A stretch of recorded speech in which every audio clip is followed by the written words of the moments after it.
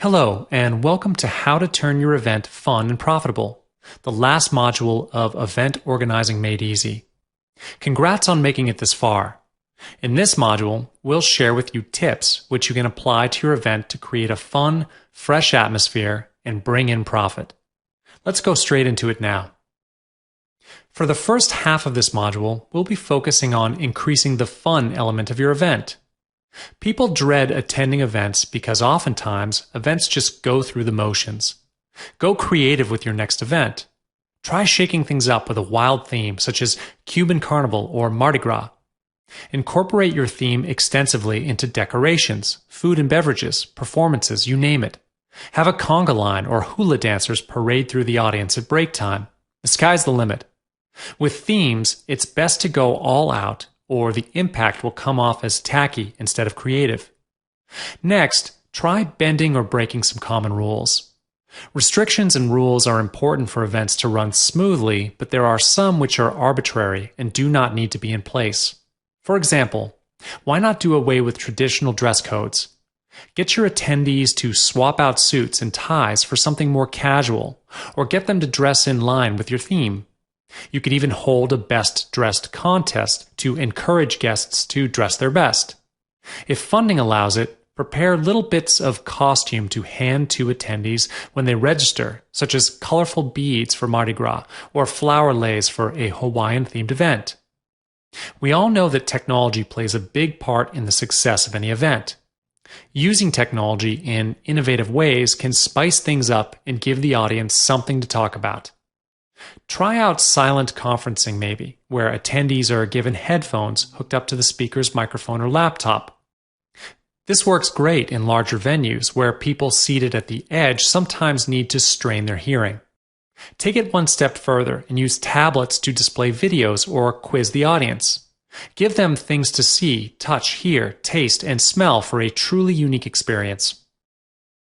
People have fun when they feel like a part of something. However, because of the traditional proscenium seating arrangement where audiences are on one side of the hall and presenters are on the other, there exists a lecture-style separation which sometimes gets in the way of the audience's enjoyment of an event. Try to bridge this physical and mental distance by spending 10 to 20% of your time in the seating aisles. Get up close and personal with the audience. You can even opt for a more inclusive seating arrangement.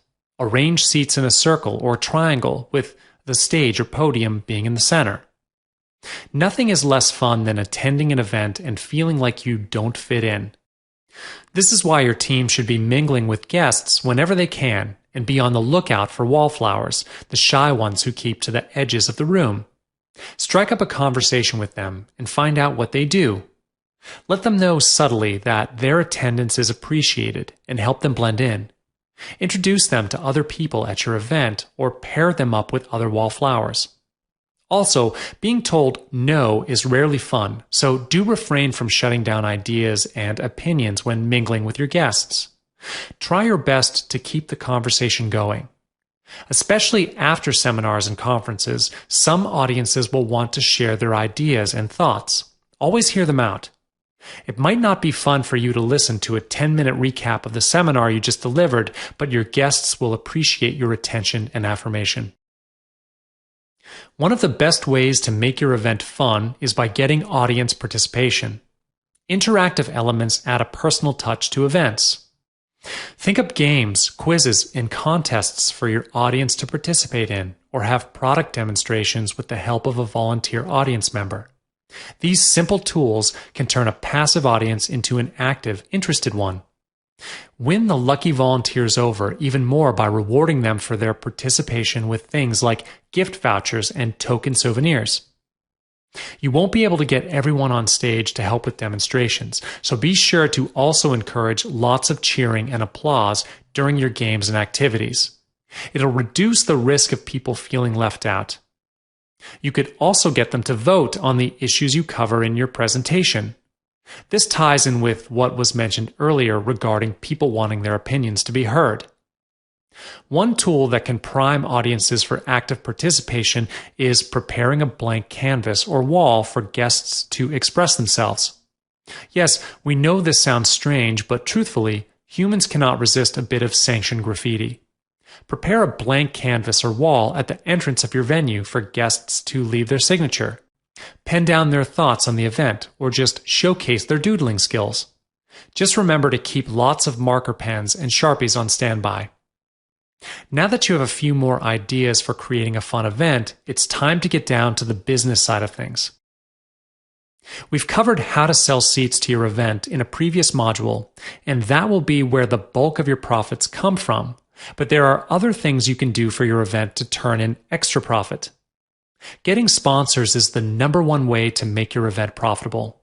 Most sponsors contribute funds that you can use to offset costs or products that you can use as gifts for contests. With sponsored products, you can make profit by listing them as prizes in a raffle. People pay a small amount to purchase numbered tickets, and at an appropriate time in the event, a random number will be selected.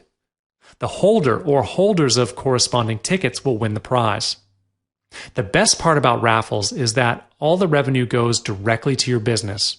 Just be sure to consult your sponsors before offering their products as raffle prizes.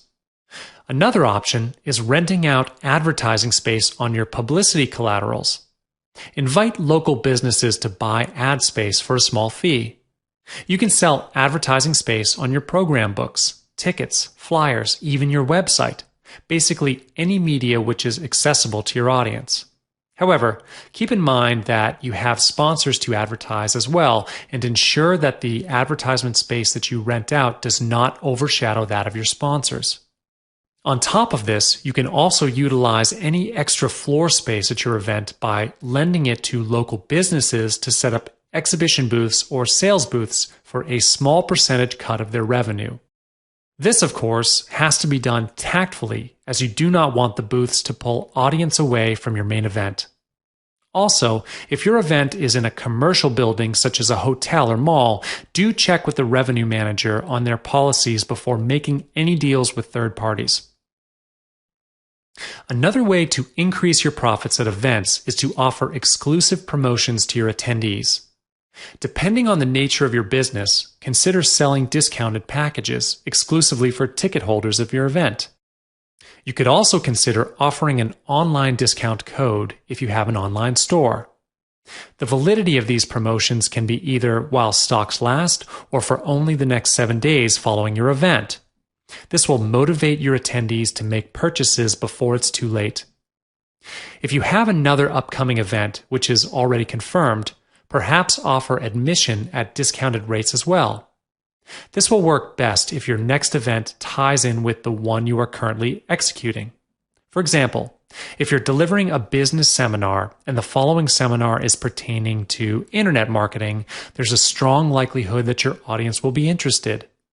Speaking of tying in, see if you can strike up any tie-in promotions with a nearby cafe or restaurant. Eateries in the immediate vicinity should be interested in collaborating as long as they can see themselves benefiting from such a partnership. Put a promotion in place whereby purchasing your product could entitle your guests to a 10% off at so-and-so cafe, with any purchase above a certain amount. While products and material goods are great, studies show that experiences have more value. A signed autograph from an author is great, but having a conversation with one is better. Look at ways for you and your event to build on this. You could sell slightly higher priced tickets that allow admission to an after party where ticket holders can meet and mingle with the top performers from your event. If an after party sounds like too much hassle, offer a quick backstage tour or special meet and greet privileges to guests who are willing to purchase tickets with marked up prices. If your event highlights a famous speaker or a revered author, perhaps sell premium VIP tickets, which entitle ticket holders to a private dinner with that speaker. Or instead of selling tickets, hold an auction where the highest bidder gets a one-on-one dinner with the speaker of their choosing. Your guest speakers should be agreeable to this, granted they get a cut of the ticket price or auction bid.